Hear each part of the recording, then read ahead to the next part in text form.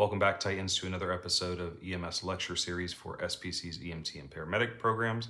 Today in pharmacology, we are talking about nitroglycerin, typically hyphenated as NTG. Our nitroglycerin is a vasodilator. It comes in a bunch of different forms. You'll find it in patients' homes, in the hospital. You'll use it as a clinician. We're going to talk about its class, the mechanism of action, indication, contraindication, adverse effects, dose, duration of action, and any kind of special items you should consider. So nitroglycerin is going to be our generic name for this medication. However, the brand name you can also find as NitroQuick, Nitrostat, Tridil, those sorts of things. So nitroglycerin can come in a few different ways.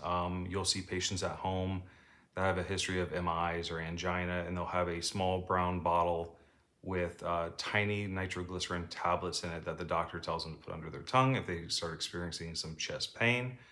That's a good indicator of getting a 12-lead EKG, putting them on the monitor, doing a ACS assessment on that patient. A good question and documentation to have is how many did they take, how long prior to arrival, and those sorts of things. We can also have nitro paste, typically found in some agencies, but in the hospital. It's going to be placed on the skin, so it's a slow absorption of nitroglycerin for a long period of time. A lot of hospitals and some critical care units have nitroglycerin that they can hang as a drip. And of course, we have the nitro spray bottles that we're going to give to our patients sublingual. This is the most common form of nitroglycerin that you'll see out in the field, and that we'll be using for a couple of different things. So, what does nitro do? So nitro is a vasodilator, a nitrate, and anti-anginal, kind of what we were talking about before. So that's the class. What about the mechanism of action? So the mechanism of action is it's a smooth muscle relaxant, and basically it acts on the vasculature, bronchioles, uterine, and small, smoother intestines. But typically we're going to be using it for the pulmonary edema, or using it with CPAP, or we're going to be using it for angina, those sorts of things, because basically our primary goal is to vasodilate with this medication. Indications. So our indications, obviously, ischemic type chest pain, pulmonary edema. That's where you have heart failure and you have water or fluids backing up into the lungs, and symptomatic hypertension and even heart failure is what we're going through for Nancy Caroline. So anytime we have an indication, we have to have a contraindication. So obviously a hypersensitivity or allergy to this medication is going to be a no-no. Blood pressure is less than 90. If that patient is hypovolemic, cardiac tamponade, severe bradycardia or tachycardia.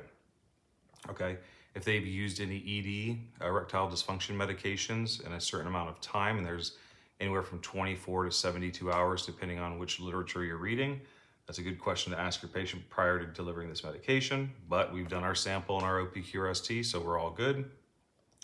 And it says to use caution in hepatic disease, patients with anemia, pregnant, and also diabetes. So lots of contraindications and cautions with this nitroglycerin. Can there be any adverse effects? Obviously, in our other video, the 9 rights, we talked about educating our patient. So we're going to do a proper assessment of our patient, and we're going to tell them to our patient that it could make them a little dizzy, could give them a headache over 3, 4, 5 sprays could have a headache. You could lower their blood pressure a little bit. They could have a syncopal episode, diaphoresis, or even be a little nauseous, maybe nausea, vomiting. So those are some of the adverse effects to look out for. Talking about dose. So the typical dose for Nancy Caroline is 0.3 milligrams to 0.4 milligrams. That is one spray out of your Nitrostat, your NitroQuick, whatever brand your agency uses. One spray is 0.4 milligrams. Sublingual, we're going to deliver that under the tongue. Okay, and the typical range of when we can repeat the dose is every 3 to 5 minutes.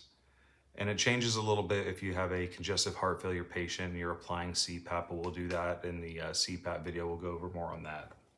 So we have our dose. Let's talk about our duration of action. So this is a pretty short acting medication that you're going to give, which is why we're going to give it every 3 to 5 minutes until symptoms resolve or we have max dilation or whatever your protocol may be. So the onset is typically 1 to 3 minutes.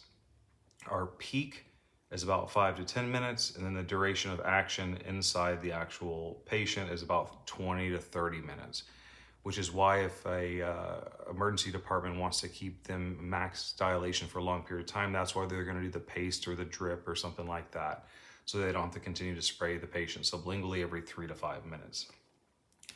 And then special considerations.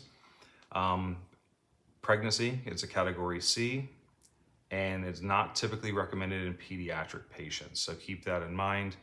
Hope this helped, and check out our next videos as soon as they pop up. Thanks.